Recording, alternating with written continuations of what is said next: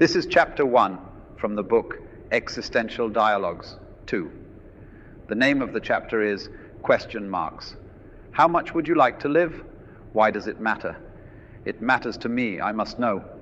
First, you would have to ask me to clarify to you what kind of life is even worth living. For I don't take long life in itself to be an achievement. What kind of life is worth living then? It seems that people find a worthy life in their embraces. Then you would like to live as long as you embrace? Almost, but not exactly. A life worth living is one in which you can embrace question marks. And by negation, one can understand that a life that is not worth living is a life in which one embraces exclamation marks. Is that not so? I am not brave enough to opine on the life of others, but for me it would be inconceivable. But what does it even mean to embrace question marks? What is a small boy in a playground if not a walking question mark, investigating his world from within himself in previously unseen addiction? And he faces powerful forces which constantly embrace exclamation marks and seek to eliminate his wonder and deny him from searching, for they have already found for him. Have you known a violent absurd of that kind? So many exclamation marks in my soul did not come from within me.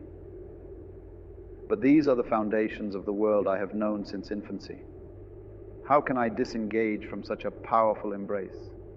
Who will I call on at a time of crisis? See in your world, see around you how many people live in a never-ending embrace of exclamation marks that have become dear to them, for they have always lived in them. What a terrible distress is it for a person to ask and to hold on to doubt and helplessness. I would like to choose my own exclamation marks. You would like to choose? Is it too late for me to disengage from the embrace of exclamation marks? Do they embrace you, or are you desperate in your embrace of them? Good question. Since these exclamation marks were etched into your soul in ancient times, you can easily identify them by stripping completely bare. Your courage will then be to choose them anew or make of them question marks which you might not even have to answer. Who is brave enough to become a question mark these days? Bravery is extremely rare, and therefore exclamation marks are so common. Then you seek to be brave and embrace question marks as much as I can. Such would be my life, and even if I embrace one question mark, even if I embrace one exclamation mark, as long as it is mine and from within me, it would be a life worth living for me.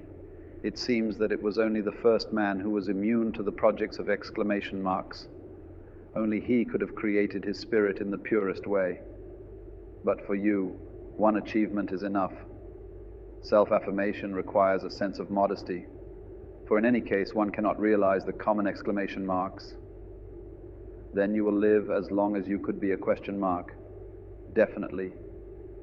It is my favorite exclamation mark. The question of this dialogues is, what exclamation marks were activated within us and we never dared question?